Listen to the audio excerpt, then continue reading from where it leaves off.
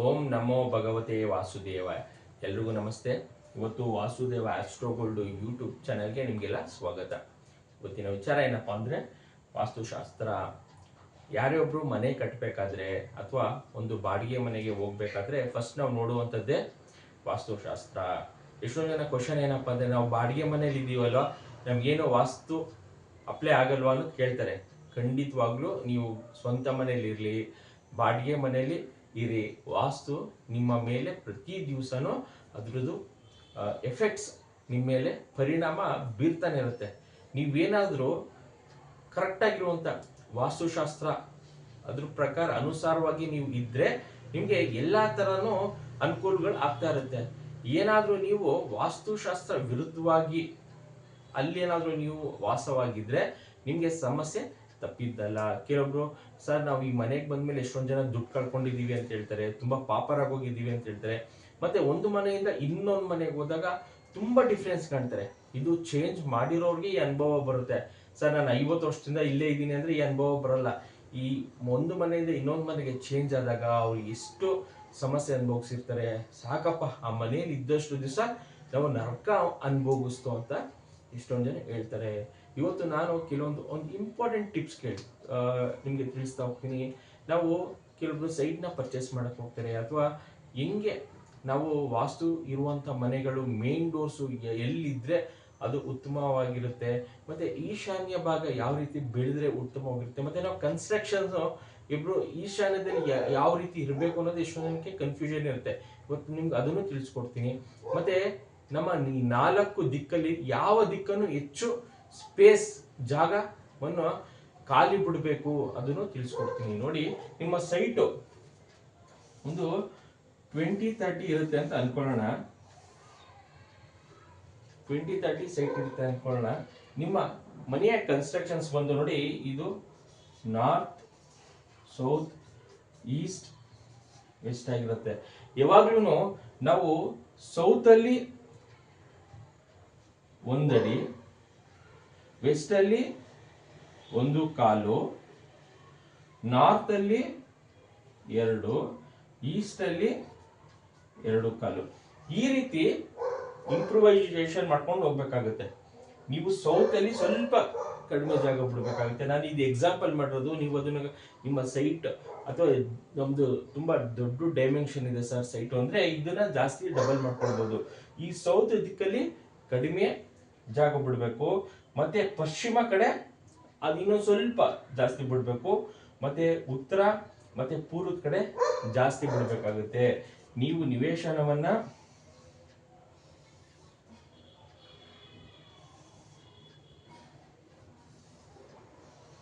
ಈ ರೀತಿ ಇಲ್ಲಿ ಕಟ್ಕೊಂಡ್ರೆ ನಾರ್ತ್ ಮತ್ತೆ ಈಸ್ಟ್ ಕಡೆ ಜಾಸ್ತಿ ನೀವು ಸ್ಪೇಸ್ ಬಿಟ್ಟಷ್ಟು ಎಲ್ಲ ರೀತಿಯ ಅನುಕೂಲಗಳು ನಿಮಗೆ ಆಗುವಂಥದ್ದು.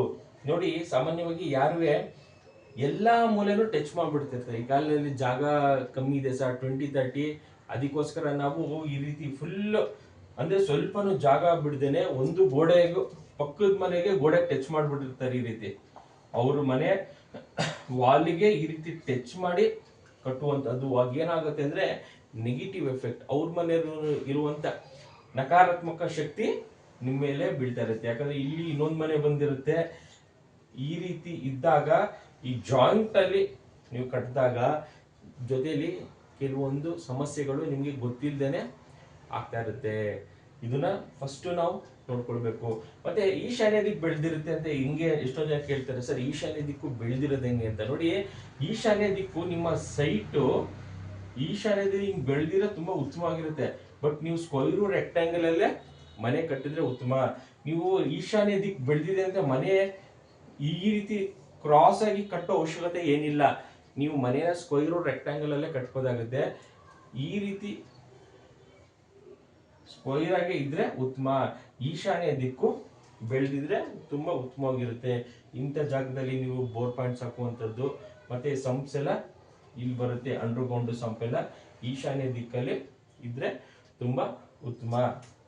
ನೆಕ್ಸ್ಟ್ ನಾನು ಯಾವ ಫೇಸಿಂಗ್ ಅಲ್ಲಿ ಮೇನ್ ಡೋರ್ ಇದ್ರೆ ತುಂಬಾ ಇಂಪಾರ್ಟೆಂಟ್. ಇದಂತೂ ತುಂಬಾನೇ ಇಂಪಾರ್ಟೆಂಟ್ ಆಗುತ್ತೆ. ನಮ್ದು ಮೇನ್ ಡೋರು ಎಲ್ಲಿಟ್ರೆ ನಮ್ಮ ಮನೆಗಳಲ್ಲಿ ಎಲ್ಲಿ ಇರುವಂತ ಜನಗಳಿಗೆ ಎಲ್ಲ ಅನುಕೂಲ ಆಗ್ಬೇಕು ಅಂದ್ರೆ ನಾವು ಓಡಾಡುವಂತ ದಿಕ್ಕು ಯಾವ್ದಿರುತ್ತೆ ಅಂತ.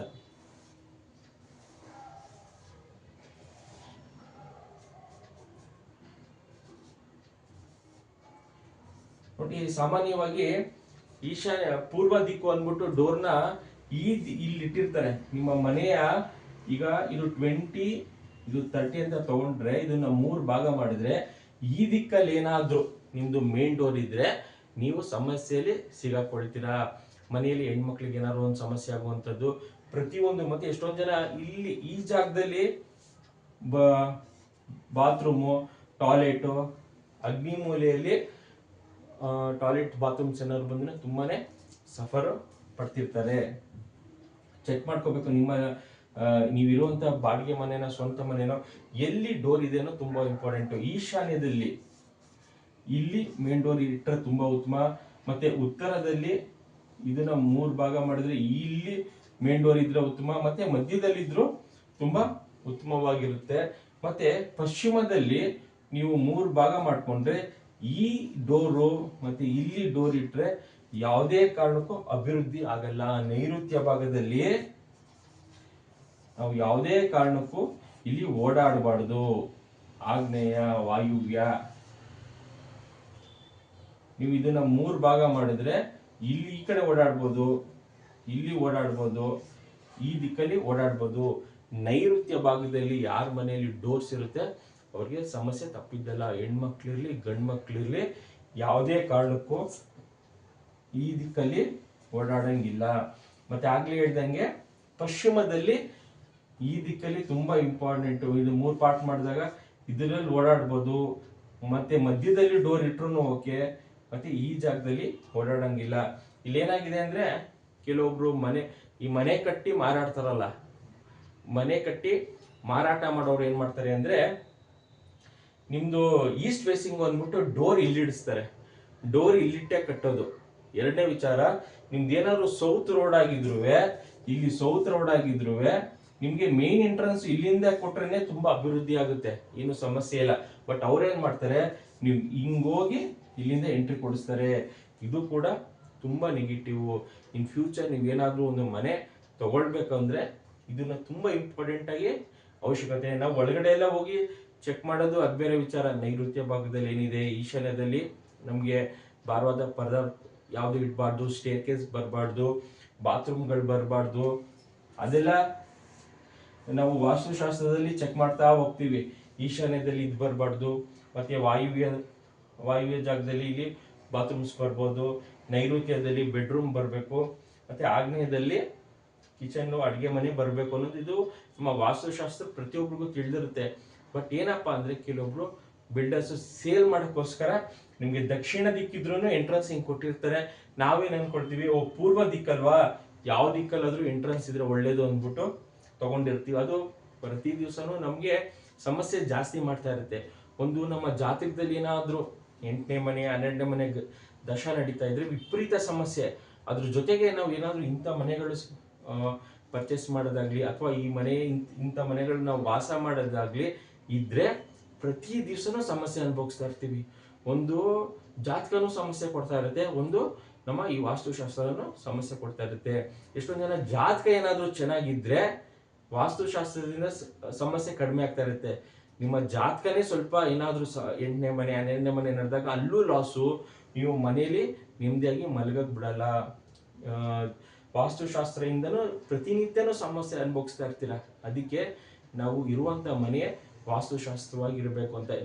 ಈ ಸಬ್ಜೆಕ್ಟ್ ಬಂದಿರುವಂತದ್ದು ನಮ್ಮ ಋಷಿ ಮುನಿಗಳಿಂದ ಬಂದಿರುವಂತದ್ದು. ಏನಕ್ಕೆ ಅಂದ್ರೆ ನಿಮ್ಗೆ ನೈಋತ್ಯ ಮೂಲದಲ್ಲಿ ಏನಕ್ಕೆ ಓಡಾಡಬೇಡಿ ಅಂದ್ರೆ, ಏನಕ್ಕೆ ಡೋರ್ ಇಡಬಾರ್ದು ಅಂತ ಹೇಳಿದ್ರೆ ಇಲ್ಲಿ ಸೂರ್ಯನ ಕೆಟ್ಟ ಕಿರಣಗಳು ಬರುತ್ತೆ, ಅದಕ್ಕೋಸ್ಕರನೇ ಇಲ್ಲಿ ಬ್ಲಾಕ್ ಮಾಡಿ ಅಂತ ನಮ್ಮ ಋಷಿ ಮುನಿಗಳೆಲ್ಲ ಹೇಳ್ಕೊಂಡ್ ಬಂದಿರುವಂತದ್ದು. ಈ ವಾಸ್ತುಶಾಸ್ತ್ರ ಹಂಗೆ ಫಾಲೋ ಅಪ್ ಆಗ್ತಾ ಬಂದಿದೆ. ಮತ್ತೆ ವಾಯುವ್ಯದಲ್ಲಿ ಏನಕ್ಕೆ ಇಲ್ಲಿ ಬಾತ್ರೂಮ್ಸ್ ಬರುತ್ತೆ ಅಂದ್ರೆ ಅಲ್ಲಿ ಸ್ವಚ್ಛವಾದ ಗಾಳಿ ಬರುತ್ತೆ, ಅದಕ್ಕೆ ಕಿಟಕಿಗಳಿಡಿ, ಬಾತ್ರೂಮ್ಸ್ ಇದ್ರೂ ಚೆನ್ನಾಗಿರುತ್ತೆ ಅಂತ ಈ ಕಾನ್ಸೆಪ್ಟ್ ಎಲ್ಲ ನಮ್ಮ ಋಷಿ ಮುನಿಗಳಿಂದ ನಮ್ಗೆ ಬಂದಿರುವಂತದ್ದು. ಯಾವ ಜಾಗದಲ್ಲಿ ಏನ್ ಇರಬೇಕು ಏನ್ ಇರಬಾರ್ದು ಅನ್ನೋದು ಈ ವಾಸ್ತುಶಾಸ್ತ್ರ ಅನ್ನೋದು ಒಂದೇ ಕಾನ್ಸೆಪ್ಟ್. ಜ್ಯೋತಿಷ್ಯ ಶಾಸ್ತ್ರದಲ್ಲಿ ಎಲ್ಲ ಎದುರಿಸ್ಬೋದು, ನಿಮ್ಗೆ ಕುಜ ದೋಷ ಇದೆ, ರಾಹು ದೋಷ ಇದೆ ಅಂತ. ವಾಸ್ತುಶಾಸ್ತ್ರ ನಿಮ್ಮ ಮನೆಯಲ್ಲಿ ನೀವೇ ನೋಡ್ಕೊಳ್ಬೋದು.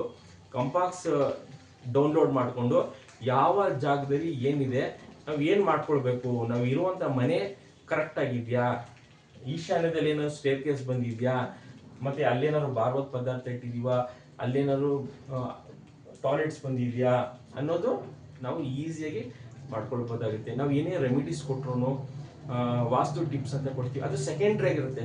ನೀವು ಬೇಸಿಕಲಿ ಮನೆ ಕಟ್ಟಬೇಕಾದ್ರೆ, ಒಂದು ಮನೆಯಿಂದ ಇನ್ನೊಂದು ಮನೆಗೆ ಹೋಗ್ಬೇಕಾದ್ರೆ ಈ ಕಾನ್ಸೆಪ್ಟ್ ನೀವೇ ಅಳವಡಿಸ್ಕೊಬಿಟ್ರೆ ನಾವು ರೆಮಿಡೀಸ್ ಮಾಡ್ಕೊಳ್ಳೋದು ಸ್ವಲ್ಪ ಒಂದು ದುಡ್ಡು ಖರ್ಚಾಗುವಂತ ತಪ್ಪುತ್ತೆ. ಮತ್ತೆ ಈ ಕೆಟ್ಟ ಆಲೋಚನೆ ಇರಲ್ಲ. ಏನಾದ್ರು ಮನೇಲಿ ಸಮಸ್ಯೆ ಆದ್ರೆ, ನಾವು ಇರುವಂತ ಮನೆಯಲ್ಲಿ ಈ ರೀತಿ ಪ್ರಾಬ್ಲಮ್ ಇದೆ, ಅದಕ್ಕೆ ನಮ್ಗೆ ಈ ರೀತಿ ಸಮಸ್ಯೆ ಆಗಿದೆ ಅಂತ ನಮ್ಗೇನೆ ಗೊತ್ತಾಗ್ತಾ ಇರುತ್ತೆ. ಸೊ ಅದಕ್ಕೋಸ್ಕರನೇ ನಾವು ಯಾವುದೇ ಒಂದು ಮನೆ ತಗೊಳ್ಬೇಕಾದ್ರೆ ಅಥವಾ ಒಂದು ಮನೆ ಶಿಫ್ಟ್ ಆಗಬೇಕಾದ್ರೆ ವಾಸ್ತುಶಾಸ್ತ್ರ ತುಂಬಾ ಇಂಪಾರ್ಟೆಂಟು. ನಿಮ್ಮ ಜಾತಕನೂ ಸಮಸ್ಯೆ ಇದ್ದು ವಾಸ್ತುಶಾಸ್ತ್ರನೂ ಸಮಸ್ಯೆ ಇದ್ರೆ ತುಂಬಾನೇ ನೀವು ಲಾಸ್ ಮಾಡ್ಕೊಳ್ತೀರಾ. ಬಿಸ್ನೆಸ್ ಮಾಡೋರು ಅಂತೂ ತುಂಬಾನೇ ಪಾಪರ್ ಆಗ್ಬಿಡ್ತಾರೆ. ಯಾಕಂದ್ರೆ ಅವ್ರಿಗೆ ಹಾಕಿರುವಂತ ದುಡ್ಡು ಅಲ್ಲೂ ಬರಲ್ಲ, ಮನೇಲಿ ಬಂದು ನೆಮ್ಮದಿಯಾಗಿ ಮಲ್ಕೊಂಡ್ರೆ ನಿದ್ದೆ ಬರಲ್ಲ. ಈ ರೀತಿ ಸಮಸ್ಯೆ ಆಗ್ತಾ ಇರುತ್ತೆ. ನೋಡಿ, ಎಷ್ಟೊಂದು ಜನ ವಾಸ್ತುಶಾಸ್ತ್ರ ಇವೆಲ್ಲ ಸುಳ್ಳು ಹಂಗೆ ಹಿಂಗೆ ಅಂತ ಹೇಳ್ತಾರೆ. ಈಗ ಯಾವುದೋ ಒಂದು ಫಾರ್ಮುಲಾ A+B² ಅದು ಒಂದ್ ದಿವಸ ನಾವು ಸುಳ್ಳು ಅಂತ ಹೇಳ್ಬೋದು, 2 ದಿವಸ ಸುಳ್ಳು ಅಂತ ಹೇಳ್ಬೋದು, 3ನೇ ದಿವಸ ನೀವು ಹೇಳಕ್ ಹೋದ್ರೆ ಇವ್ನು ಯಾವನೋ ಹುಚ್ಚ ಇದ್ದಾನೆ, ಇವ್ನಿಗೇನು ಗೊತ್ತಿಲ್ಲ ಅಂತ ಹೇಳ್ತಾರೆ. ಏನಕ್ಕೆ ಹೇಳಿ? A+B² ನಾನು ಕಲ್ತಿಲ್ಲ, ಸೊ ಅದಕ್ಕೋಸ್ಕರ ನನ್ಗೆ ಆ ರೀತಿ ಹೇಳ್ತಾರೆ. ಯಾವುದೇ ಒಂದು ವಿಚಾರನ ಕಲ್ತು ನಾವು ಮಾತಾಡ್ಬೇಕಾಗುತ್ತೆ. ಸುಮ್ಮನೆ ಅದು ಸರಿ ಇಲ್ಲ, ಇದು ಇಲ್ಲ ಅಂದ್ರೆ ನಮ್ಗೆ ಯಾವುದೇ ವಿಚಾರ ಒಂದು ತಿಳ್ಕೊಂಡು ನಾವು ಇಲ್ಲ ಅಂತ ಹೇಳ್ಬೇಕೆ ಹೊರತು ತಿಳ್ಕೊಳ್ದೇನೆ ವಾಸ್ತುಶಾಸ್ತ್ರ ಇಲ್ಲ, ಜ್ಯೋತಿಷ್ಯ ಇಲ್ಲ ಅಂತ ಎಷ್ಟೊಂದು ಜನ ಮಾತಾಡ್ತಿರ್ತಾರೆ. ಬಟ್ ಕೊನೆಗೇನಂದ್ರೆ ಈ ರೀತಿ ಹೇಳ್ತಾರಲ್ಲ, ಯಾರು ವಾಸ್ತು ಸರಿ ಇಲ್ಲ ಅಂತ, ಅವರೇನೆ ಫಸ್ಟ್ ನಿಂತಿರ್ತಾರೆ. ಸರ್ ನಮ್ದು ಸ್ವಲ್ಪ ವಾಸ್ತು ಕರೆಕ್ಷನ್ಸ್ ಇದೆ ಮಾಡ್ಕೊಡಿ, ಅಥವಾ ನಾನು ಮನೆ ಕಟ್ಟಬೇಕು ವಾಸ್ತುನ ಸ್ವಲ್ಪ ನೋಡಿ ಅಂತ ಅವರೇ ಫಸ್ಟ್ ಕ್ಯೂ ಅಲ್ಲಿ ನಿಂತಿರ್ತಾರೆ. ಎಷ್ಟೊಂದು ಜನ ದಿಕ್ ತಪ್ಸೋದು ಅಂತ ಹೇಳ್ತಾರಲ್ಲ, ಅದು ಇದೇನೆ. ವಾಸ್ತು ಸರಿ ಇಲ್ಲ, ಅವೆಲ್ಲ ಏನಕ್ಕೂ ಪ್ರಯೋಜನ ಬರಲ್ಲ ಅಂತ ಹೇಳ್ತಿರ್ತಾರೆ. ಸೊ ವಾಸ್ತುಶಾಸ್ತ್ರದಲ್ಲಿ ಈ ರೀತಿ ಸಮಸ್ಯೆ ಪ್ರತಿ ದಿವಸನೂ ಅನುಭವಿಸ್ತಿರ್ತಾರೆ. ಯಾಕಂದ್ರೆ ಮನೆ ಚೇಂಜ್ ಮಾಡೋಕ್ಕಾಗಲ್ಲ. ಆ ಮನೇಲಿ ಈಗ ಚೇಂಜ್ ಮಾಡಿದ್ರೆ ಇನ್ನೆಲ್ಲೋ ಹೋಗ್ಬೇಕಾಗುತ್ತೆ, ಸೇಲ್ ಮಾಡೋಕ್ಕಾಗಲ್ಲ. ಜಾತಕದಲ್ಲಿ ಸೇಲ್ ಮಾಡೋ ಯೋಗ ಇರಲ್ಲ. 3ನೇ ಮನೆ, 4ನೇ ಮನೆ, 11ನೇ ಮನೆ ಆದ್ರೇನೆ ಅಲ್ಲಿ ಸೇಲ್ ಮಾಡೋಕ್ಕಾಗುತ್ತೆ.